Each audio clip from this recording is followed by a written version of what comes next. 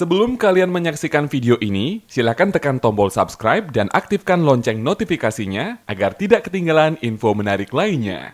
Oke deh Sobat Guntur Apa, masih barengan sama G2703 Tami dan kita masih di Oke Dok, obrolan kesehatan bersama dokter.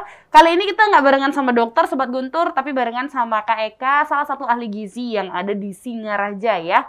Dan dari tadi kita udah ngobrolin tentang gizi saat pandemi. Banyak banget nih obrolan kita di session pertama tadi. Di session kedua kali ini kita juga bakal ngulik kembali tentang gizi saat pandemi. Tapi kalau misalnya Sobat Guntur punya pertanyaan, bisa ya langsung ke 23455. Mari kita adakan diskusi kecil di sini ya. Kali aja mau sharing sesuatu gitu kan. Wah, udah langsung aja nih. Ada yang joinan di 23455. Langsung kita angkat dulu. Selamat pagi. Ya, selamat pagi. Halo, selamat pagi. Dengan siapa di mana? Gongde. Gongde, di Ngurah Rai ya? Selamat pagi. Oke, selamat pagi Gongde. Silakan pertanyaannya. Iya, memang kalau Gongde kan sudah tetap dari kecil udah makan teratur ya. Jadi 4 sehat 5 sempurna itu tidak pernah lepas. Kecuali dulu waktu kerja, itu telat tugas dan sebagainya. Kadang-kadang melanggar waktu kerjaannya. Gitu. Nah sekarang Gongde tanya, gizi yang terbaik bagi Gongde ini kan karena suka bergadang ya. Bukannya bergadang, kalau kadang jam 1 malam itu kan kadang-kadang Gongde bergadang karena di Amerika kan jam 1 siang. Wow. Sering itu Gongde lakukan karena jual beli saham, jadi Gongde tidurnya biasanya jam 9 gitu. Tidak mengurangi apa, ada perlu tambahan gizi apa kira-kira yang untuk mendukung pekerjaan saya yang sering jam 1 itu bergadang. Okay. Itu harapan kami. Dan yang kedua, Gongde kan jantung bocor. Gizi apa yang terbaik untuk menambah energi saya. Okay. Jadi itu harapan kami, semoga Bapak bisa memberi penjelasan. Karena apa yang tadi sudah dikatakan itu betul semuanya. Itu yang sebenarnya harus dilakukan dan sering-seringlah mengadakan sosialisasi agar masyarakat tahu gizi itu bermanfaat bagi tubuh kita. Yes. Terima kasih atas waktunya. Om santai. Terima kasih untuk rekan Gongde ya yang di sana kayaknya pengen banget untuk tahu ya Kak Eka ya. Bukan cuma Gongde aja yang bisa joinan 23455, Sobat Guntur yang lain. Kalau misalnya mau konsultasi di sini, tapi udah konsultasi tadi secara off air ya tentang diet tadi ya. Tapi kalau misalnya Sobat Guntur juga pengen konsultasi tentang gizi, bisa ya langsung ke 23455. Kita masih buka session kali ini sampai kelar nanti di jam 9 on time. Oke dok, dokter lagi. Mentang-mentang namanya oke dok ya, jadi oke dok. Oke Kak Eka. Pertanyaan dari Gongde tadi ya, yang pertama adalah ada nggak sih gizi terbaik untuk orang yang suka begadang? Okay. Yang kedua adalah penyakit bawaan misalnya yang dibawa, ada nggak sih juga caranya untuk mungkin bukan menyembuhkan ya, bisa dikatakan untuk menetralisir itu ya dengan gizi-gizi yang bisa diasup ya. Okay. Ada nggak sih? Terima kasih ya buat Gongde. Untuk yang pertanyaan pertama, mungkin nanti kita di kebiasaan nanti terbentur dengan aktivitas kita. Betul.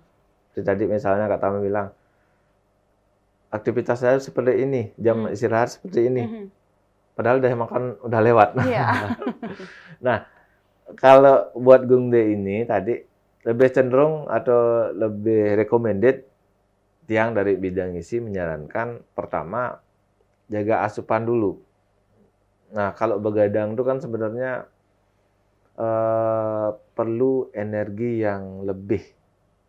Terlebih lagi kalau begadang kan mestinya tubuh istirahat, kita pakai aktivitas lagi.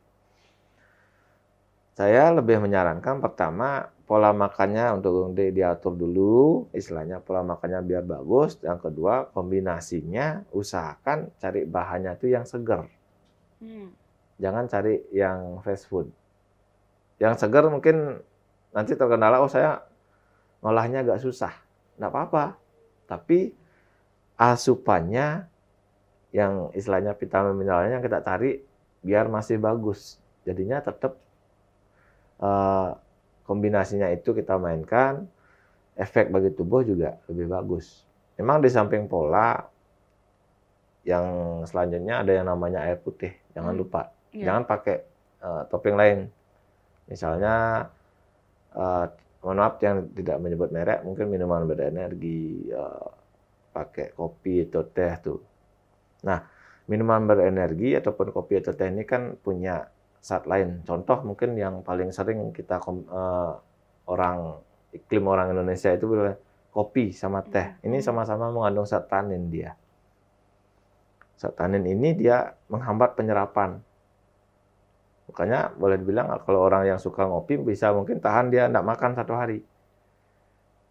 Karena sinyal dari tubuh sebenarnya sudah lapar, karena ini yang dipakai, hilang dia itu sinyalnya. Padahal tubuh udah perlu energi. Sama halnya dengan Gung Lee tadi, suka begadang. Oh ya, tidak apa-apa, silakan itu aktivitas. Cuma kita harus lebih hati-hati untuk ngatur polanya tadi. Usahakan bahan dasarnya kita cari yang segar. Atau mungkin simpelnya, misalnya masaknya untuk 1 hari aja. Jangan sampai, saya sisa nih lagi setengah, saya pakai besok deh. Nggak bisa ya. Saya taruh di kulkas, nanti besok saya hangatkan lagi, itu misalnya ini kurang bagus. Boleh dibilang apa yang kita makan, nggak ada efeknya nanti. Karena ini udah ring penyimpannya terlalu lama. Mungkin yang kedua, saya punya penyakit penyerta. Nah, penyakit penyerta ini seperti yang bilang di sesi pertama, perlu lebih spesifik dia.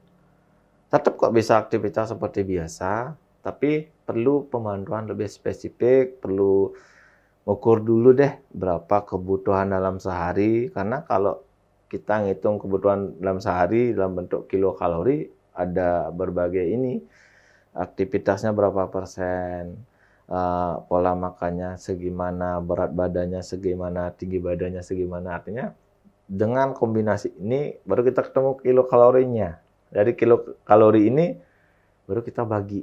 Sehari dia harus perlu ini. Artinya dengan aktivitas begadang atau napi atau ada penyakit penyertanya, nggak apa-apa. Tapi kita hitung kalori tadi. Makanya perlu lebih spesifik tadi. Artinya konsulnya bisa lebih ke personal jadinya. Oke. Iya, karena dari konsul secara personal kita bisa tangkap, kebiasaan Bapak gimana sih? Menunya Bapak sehari-hari gimana sih? Udah pas nggak kombinasinya dengan penyakit penyerta ini?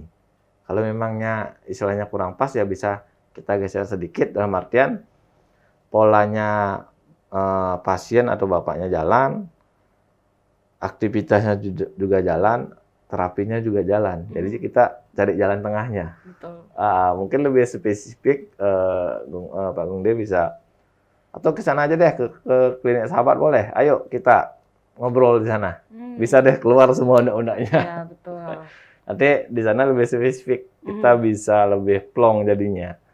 Karena kalau konsultasi itu Kak, sifatnya private. Lebih ke pribadi, artinya kita memang tidak nge-expose keluar, karena ini sifatnya pribadi. Kita bisa tangkap semua. Artinya kebiasaan, pola, suka ngopi misalnya suka minuman keras gitu, kita bisa tangkap di sana. Nanti kita bisa lihat, dari pola ini, terapi dietnya seperti ini, kita cari jalan tengahnya. Artinya kan biar semua jalan, Kak. Betul. Oke. Lebih ini untuk pertanyaan yang kedua, lebih kita lebih konsul lebih spesifik dia, biar kita bisa tahu. Betul. Oke, itu ya untuk Gung De ya sudah kelar tuntas dijawab oleh Kak Eka. Jadi buat Sobat Guntur, sekali lagi yang masih ingin joinan di 23455, masih kami buka session kali ini sampai kelar nanti di jam 9 on time. Kita angkat kembali yang sudah bergabung. Selamat pagi. Halo. Iya, selamat pagi. Boleh Gung De nanya satu lagi? Iya, silakan Gung De. Iya, ini ya. Tadi betul, Gung De sudah memang yang segar-segar apa yang itu betul sekali. Kami berlangganan di klinis Mat ya, pasti makan yang sudah segar, itu bagus. Dan ini kami menanyakan ini, dulu waktu kerja kan kadang-kadang makan siangnya agak telat. Terus kami cuma makan apel, tapi tidak ada masalah gitu loh. Apa betul itu menurut gizi? Itu saja dari siang. Semoga dapat beri penjelasan yang baik juga. Oke, terima kasih untuk Gung De ya. Wah, sampai 2 kali nih joinan ya. Kayaknya excited banget sama topik kali ini. Tapi pertanyaan yang kedua, yang selanjutnya tadi, yang terakhir tadi itu, Sebenarnya juga nyambung ya sama yang sudah sempat kami tanyakan ya di off air tadi Sobat Guntur. Ketika kita memang memiliki pekerjaan yang tidak memungkinkan kita untuk makan siang secara teratur dan rasanya ketika sudah makan siang, loh kok hilang ini laparnya. Rasa laparnya hilang. Kemudian kalau Gongdae mungkin memutuskan untuk makan satu apel aja rasanya udah kenyang gitu ya. Ini gimana sih sebenarnya Kak Eka menurut gizi? Oke. Rasa lapar ataupun haus itu kan kalau misalnya kita sudah ngerasa lapar atau haus kan sebenarnya ada sinyal dari tubuh, oh saya nih perlu asupan tambahan lagi deh biar rasa ini hilang, lapar atau hausnya hilang. Oh, tapi karena kita terbentur dengan aktivitas, misalnya jam istirahatnya agak molor atau gimana, karena sudah lewat jam makan, otomatis cadangan energi yang disimpan di organ lain itu ditarik. Nah, ditarik untuk menunjang aktivitas kita. Nah, mungkin pada saat jam istirahat, sudah dapat giliran untuk istirahat, ya, aduh, saya kok nggak lapar nih. Iya, betul.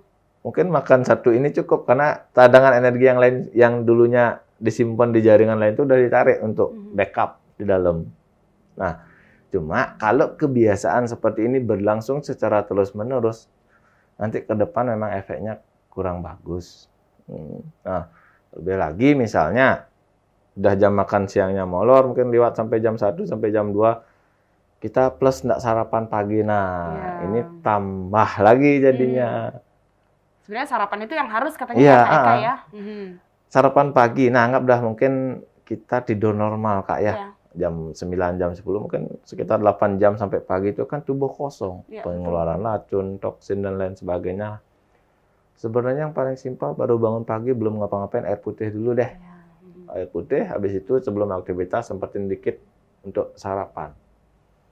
Nah, sarapan ini juga buat kita tetap fokus, buat backup kita energinya juga bagus, otomatis juga aktivitas kita juga bagus. Lebih tadi aktivitasnya lumayan nih, malam sampai malamnya lumayan. Kalau sampai begadang itu kan lumayan, perlu banyak energi. Jadinya semakin pintar-pintar kita ngatur tadi. Nah, lebih lagi juga polanya dia ada langganan di Klinik Smart tadi. Nah, itu saya ancungi jempol. Karena tanpa diminta pun beliaunya udah saya harus yang segar-segar nih, biar semua asupan saya masuk. Artinya polanya, asupan gizinya, vitamin lain juga lengkap, dia masuk ke dalam. Jadinya aktivitasnya bisa lebih fit dia. Lebih fit ya. Tapi tertarik dengan statement Kak Eka yang tadi. Kalau misalnya kita istirahatnya siang gitu kan, terus sampai jam 1, jam 2 baru sempat istirahat. Paginya sarapan nih, misalnya Kak Eka ya, pagi tetap sarapan. Tapi di siang hari itu rasanya nggak cukup waktu untuk kita makan siang. Hanya sempat misalnya seperti Gongdae makan apel aja gitu. Tapi sudah sarapan nih Kak Eka. Kemudian untuk malam mungkin makan malam sekali. Apakah itu menurut gizi sudah terpenuhi atau gimana sih Kak Eka? Itu tergantung lagi. Lihat polanya, Kak. Lihat polanya sama lihat ini tadi, improve menunya tadi. Kalau memang sarapan pagi cuma itu aja, terus makan siangnya oke lah. Kalau 1 sekali 2 kali dengan cuma satu jenis, misalnya kayak tadi, saya cuma makan apel aja. Memang kalau 1 sampai 2 kali aja sih nggak apa-apa. Kalau keterusan agak susah, seperti yang bilang tadi. Karena kalau polanya berantakan, kita imbasnya nggak bisa lihat mungkin sebulan lagi, 2 bulan lagi, nggak. 5-10 tahun lagi baru kelihatan. Jadinya pola seperti itu mungkin kita bisa atasi. Contoh, kita rolling waktu istirahat. Artinya mungkin kemarin atau 2 harinya saya udah paling telat nih. Udah, sekarang berarti saya geser sedikit. Artinya giliran dia. Artinya jangan tubuh sampai kekurangan dalam jangka waktu yang lama. Karena kalau kekurangan dalam jangka waktu lama itu tadi, yang lainnya diserap lagi untuk backup energinya, otomatis dah jaringan otot, jaringan lemak itu tambah mengecil. Kalau berlangsung secara terus-menerus nanti bahaya juga ya. Bahaya juga. Penyakit penyertanya nanti muncul nih. Iya. Tapi kalau untuk diet untuk beberapa waktu aja kayaknya boleh, bisa. bisa. Karena banyak beberapa orang ya yang kami tahu gitu kan, dia melakukan diet kurang lebih 6 bulan misalnya, menerapkan pola makan yang jauh sekali berbeda dengan sebelum dia diet gitu kan. Hasilnya memang terlihat sangat bagus gitu. Kemudian 6 bulan setelah dia merasa ini berhasil untuk melakukan itu, kembali normal kembali. Hanya saja mungkin ada beberapa part yang dikurangi ya, hanya untuk menjaga bodinya yang memang sudah menurut dia ideal gitu. Itu nggak apa-apa berarti Kak? Kalau misalnya 6 bulan atau berapa bulan ketika kita merasa oke, sudah cukup sampai sini. Nggak apa-apa. Nah, misalnya kita target contoh paling sederhana, kita ukur bulan pertama, saya maunya berapa ideal saya berapa. Oke lah, kita target sebulan. Sebulan itu yang paling bagus, paling ideal itu maksimal cuma 4 kilo. Sebulan? Sebulan. Berarti hitungannya seminggunya setengah sampai 1 kilo lah. Betul. Sebulan, oh saya stuck nih di 60 kilo gitu misalnya. Udah, nggak apa-apa. Dengan pola sekian, saya stuck sekian di 60 kilo, nggak apa-apa, teruskan. Karena tubuh juga sudah terbiasa. Cuma ini tadi, kalau susahnya nanti, misalnya kayak Kak Tami bilang tadi, oh udah 6 bulan nih saya diet nih. Udah enak nih. 6 bulannya lagi. Ya. Antam lagi deh. Berantakan lagi polanya. Kalau sudah stuck segitu, ya udah. Oh berarti pola saya sekian. Karena yang seperti yang bilang pertama, yang susah sebenarnya bukan pola, kebiasaan. Kebiasaan berubah ya. Makanya kalau kita diet tuh, kalau kayak motor remnya harus cakram. Sudah rem ya udah diem. Jangan belong. Aduh makan dikit. Iya. Jadi keterusan. Oh besoknya lagi makan dikit. Sampai terakhir 1 porsi udah habis. Iya betul. Makanya remnya harus pakem. Cuma kalau konsul itu, Kak, terlebih misalnya pas yang praktek, yang mengundang selain si pasien itu sendiri, orang yang sering diajak interaksi. Karena kadang si pasien atau orang yang konsul itu ketemu itu kada tadi, aduh polanya sebegini aja. Nah inilah pula orang yang di samping ini yang punya peran buat backup. Jadinya yang seperti bilang tadi, yang susah sebenarnya kebiasaan, bukan pola. Iya. Nggak makan nasi, kalau nggak makan nasi nggak makan. Padahal udah tadinya mie isi telur, mie isi sayur roti, lagi. isi sayur. Potongan kentang lagi, waduh, kompleks sekali rasanya ya. Makanya pintar-pintar kita ngatur sih. Bukannya kita tidak memperbolehkan, oh tidak boleh makan mie, tidak boleh. Enggak apa-apa, silakan. Cuma kita atur, oh saya ini udah pakai karbo ya udah. Saya udah kemarin karbonya terlalu banyak, berarti ini porsi saya yang harus saya naikkan. Artinya untuk menyeimbangkan asupan tadi. Benar-benar. Cuma jangan jadi kebiasaan. Ya. Karena kadang kalau kebiasaan tuh seminggu aja dilakukan. Jadi kebiasaan udah. Ya, contoh makan mie malam terus besok aduh ada mie, buat mie lagi deh. Seminggu kebiasaan makan mie malam, selanjutnya pasti kalau enggak makan mie enggak bisa tidur. Iya, karena sudah kebiasaan. Sudah terbiasa. Betul. Hanya remnya harus diam dah dia. Kalau sudah merasa sempat gagal sekali cheating day, anggap deh itu cheating day. Setelah itu ya jangan cheating day lagi. Setiap hari jangan cheating day ya. Oke, Kak. Kemudian pertanyaan selanjutnya ini ya, waktu kita mepet banget nih sebenarnya, tapi kami punya satu pengalaman gitu kan. Ada salah satu teman ini yang menurut kami bodinya aduh bagus banget nih, ideal banget. Kemudian ketika kami tanya gimana sih caranya gitu kan, kenapa sampai bisa kamu memiliki body yang kayaknya menurut cewek-cewek ini idaman banget gitu ya. Terus dia bilang kayak gini, jadi dia ketika misalnya makan sesuatu di satu occasion, di satu acara misalnya, dia merasa sudah sangat cukup banyak makan, kemudian itu pagi misalnya ya kayak dia cukup banyak makan nih.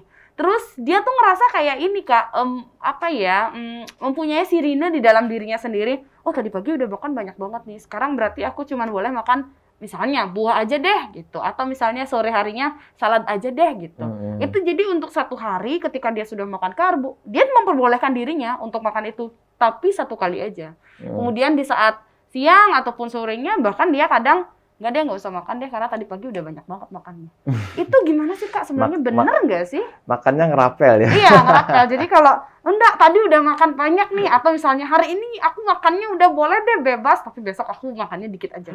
Gimana Kak? Kalau dari bidang gizi terus terang saya tidak menyarankan Oke. pola seperti itu. Memang kelihatan efeknya dia jangka pendek. Langsung kelihatan, oh mungkin turun sekian kilo bodinya, ideal goalnya, ya. Cuma kita kan progresnya itu ke depan Kak. Ya. Artinya memang sih kategori umur tadi mungkin masih muda, kepala 3, kepala 4 udah bagus sekali. Tapi kalau udah menginjak ini dah kepala 6 kelihatan nanti. Baru kelihatan. Ya, kalau makannya ngerapel tadi.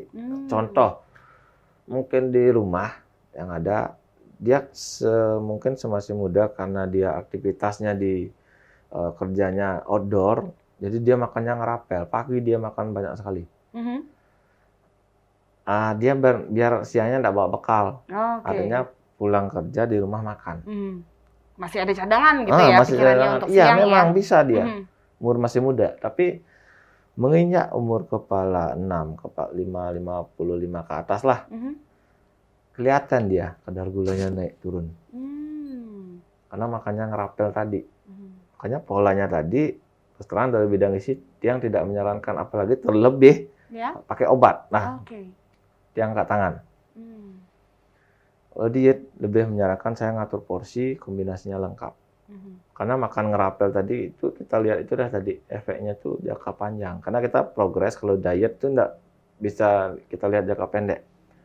Kita jangka panjang. Makanya kalau orang konsultasi itu 1-2 kali tuh jarang. Bisa 3-4 kali dia datang lagi, saya ininya enggak bisa nih, gimana gitu. Iya benar. Itu dia kenapa kita lebih baik datang saja ya. Biar untuk konsultasi. Karena rasanya pasti ini umum aja sih ya, kayak ini yang umum aja, secara umum aja. Tapi nanti kalau misalnya face by face gitu kan, one by one dengan KEK bisa aja beda jadinya ya KEK ya. Karena setiap orang lagi-lagi punya kebutuhan gizi yang berbeda juga. Apalagi itu tadi kalau konsultasi kita kebutuhan pribadinya dia, private-nya juga nyambung. Kita harus tahu itu. Baru kita bisa menentukan, oh Bapak si A itu sekian loh perlunya. Cuma kadang kan kita gini, kayak gimana ya? Aduh, body kamu kok gini sih? Nanti ketemu teman yang lain, cukup segitu. Iya, betul. Kan sendiri kan? Ketika kita bertemu dengan satu orang tuh, aduh kamu bagus deh. Terus ketemu orang yang lain rasanya, kok kamu gendutan? Wah, ini gimana? Itu tadi, makanya kita perlu lebih ini spesifik tadi. Ini loh kebutuhan sebenarnya kamu. Oh beratnya sekian, udah cukup segini. Cukup. Karena kalau gendut enggak kita enggak bisa lihat visualnya. Betul. Lebih bagus kita ukur berapa kebutuhan kalorinya. Karena goalnya kita lihat jangka panjang, bukan besok ya. Saya harus turun nih, besok 6 kilo gitu misalnya, nggak bisa. Bukan cuma kebutuhan gizi saja yang berbeda-beda, tapi persepsi orang juga berbeda ya kan. Gendut, kurus itu relatif ya. Relatif, nggak bisa kita benar ya kan, kita nggak bisa. Tapi yang penting adalah kesehatan ya kan, ya, sobat betul. Ya? Ini betul. Kesehatan. Jadi kalau misalnya kamu ngerasa, aduh ini kurus sekali, coba cek gizi kamu. Siapa tahu memang sudah terpenuhi ya kan. Gendut pun juga gitu. Mungkin orang lain bilang kamu gendut, tapi menurut ahli gizi kamu sudah terpenuhi ya nggak ada masalah. Nggak ada masalah. Aktivitas juga kita nggak terganggu. Kenapa? Betul. Itu sih yang penting ya. Diri kita sendiri ya yang jadi tolak ukurnya. Wah, KEK 1 jam sudah kita berbincang. Wah, nggak rasa ya. Berasa ngobrol-ngobrol aja, berasa curhat Sobat Guntur ya. Oke, KEK kalau mau konsultasi bisa nggak sih kemana nih, dikasih tahu dulu ke Sobat konsultasi, Guntur. oke. Kalau dinas kerja rutinnya sih di rumah sakit daerah, mungkin tiap pagi kita yang ada di sana. Kebetulan sekarang dikasih tugas untuk kompeten di gizi rawat inapnya. Kalau mau konsul yang lebih spesifik boleh datang aja ke klinik Sahabat Kak, yang di Jalan Melur itu. Kita di sana ada Pak Dr. Radio sebagai internisnya, ada konsultasi gizinya juga, ada penunjang labnya, ada rongsennya juga. Lengkap ya. Lengkap. Nanti kita bisa di sana curhatnya, silakan curhat sebebas-bebasnya. Nanti kita kasih jalan tengahnya deh. Wah, sayang banget. Sudah berakhir sesinya Sobat Guntur.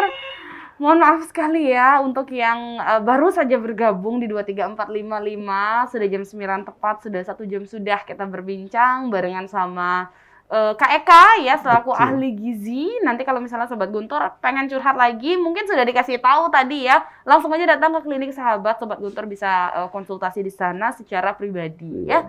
Dan Kak Eka terima kasih banyak untuk waktunya, terima kasih untuk sharingnya barengan sama Sobat Guntur. Semoga dengan adanya diskusi kali ini, Sobat Guntur yang ada di rumah jadi lebih aware ya, bahwa di saat pandemi seperti ini, gizi tetap harus diperhatikan, Sobat Guntur. Jangan sampai kamu terlena gara-gara, oh ini pandemi, jadi aku harus makan banyak. Karena pura-pura bahagia butuh banyak tenaga, wow. Bahaya ya kalau kayak gitu. Tapi Sobat Guntur FM, untuk kamu yang terlewat, karena mungkin baru joinan di session kedua, jangan takut Sobat Guntur, jangan cemas ya. Kita nanti akan tampilkan ini juga di kanal YouTube kita, di channel YouTube kita Radio Guntur. Jadi nanti bisa deh dipantengin, didengerin ya dengan baik dari awal sampai akhir pembicaraan Tami barengan sama Kak Eka tadi. Dan Sobat Guntur FM, langsung aja deh, finally Tami pamit ya, undur diri. Langsung aja Tami kembalikan ke rekan Shanti, silakan.